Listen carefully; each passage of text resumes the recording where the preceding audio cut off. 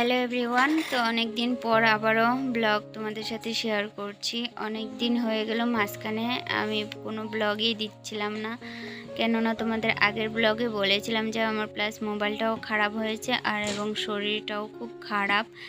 তার কারণে আর কোনো ব্লগই দিতে ইচ্ছা করলো না। তো আমি কোনো রকম একটু সুস্থ হতে হতে বাবুর শরীর খারাপ হয়ে গেছিলো, তাই আর কোনো ভিডিওই আর জানোই তো বাচ্চাদের শরীর খারাপ থাকলে মায়েদের কতটা কষ্ট হয়, তার কারণে আর কি কোনো ব্লগই দেওয়া হলো না। অনেক দিন পরে আবার ব্লগ নিয়ে তোমাদের কাছে শেয়ার করতে চলে আসলাম। তো আই হোপ আগের মতোই তোমরা আমাকে ভালোবাসবে এবং সাপোর্ট করবে। তো hello everyone, good morning, welcome to back to my channel Mamoni's blog. আশা করি তোমরা খুব ভালো আছো এবং সুস্থ আছো। আমি ওই যে এখন মোটামুটি একটু ভালো দিকে।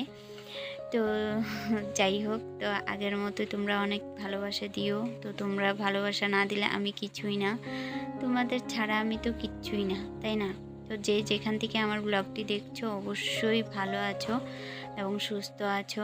আর যারা আমার পরিবারে নতুন এসেছো তো অবশ্যই চ্যানেলটাকে সাবস্ক্রাইব করে আমার পাশে থেকো।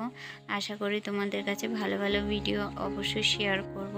এখন একটু শরীরটা খারাপ, ভালোভাবে আমি ভিডিও দিতে পারছি না এবং মোবাইলটাও একটু খারাপ। তো আশা করছি কিছুদিনের মধ্যেই আমি একটা মোবাইল নিব।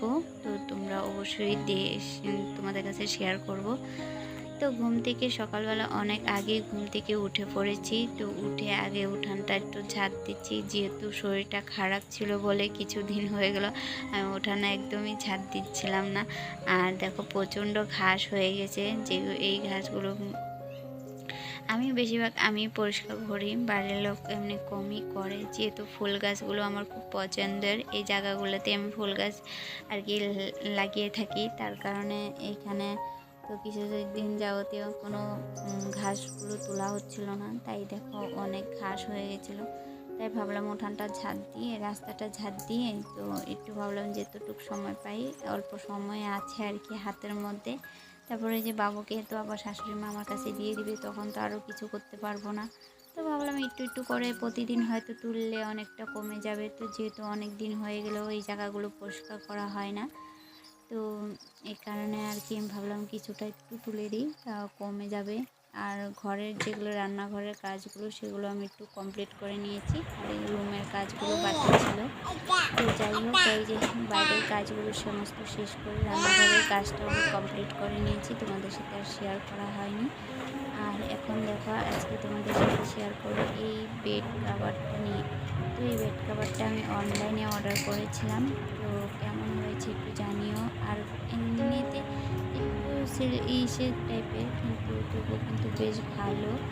তার সাথে কুশানও দিয়ে দিল, তার সাথে দুটো, আর বালিশের কাভারও ছিল একদম সেট। তো মাঝখানে এগুলো ছিল, তোমাদের সাথে শেয়ার করতে পারিনি আর ভুলেই গিয়েছিলাম, যে তখন এতটা ব্যস্ত ছিলাম, এতটা শরীর খারাপ বাচ্চা। আর যাই হোক, এদিকে ও চিল্লাচ্ছে, আমি ভয়েস দিচ্ছিলাম সময়,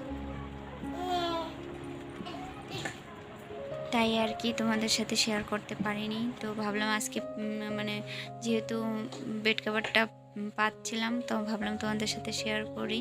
তো এই যে দেখো এই সেটটা নিয়েছি অনলাইনে।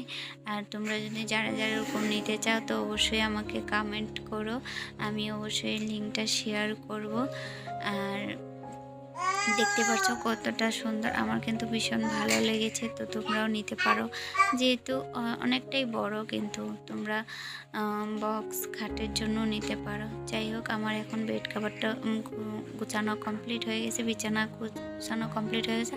আর দেখো এখানে ফাইনালি আমার পার্লারের যে সার্টিফিকেটগুলো ছিল, তো অনেক দিন হয়ে গেছে আমি দোকানে দিয়ে আসছিলাম, তো সেদিন যেহেতু ব্যাংকে গিয়েছিলাম তো এটা নিয়ে আসলাম।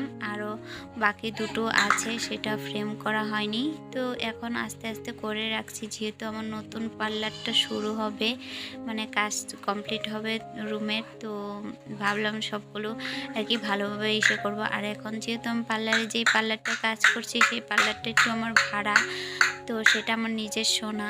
তো যেটা আমার নিজস্ব সেইখানেই আমি এই জিনিসগুলো তো শেয়ার মানে লাগাবো, তো অবশ্যই তোমাদের সাথে শেয়ার করব। তো চলো আজকের মতো ব্লগ এই পর্যন্তই। আর এদিকে বাবু গিটার করে চলে আসলো, তো টাটা আজকের জন্য।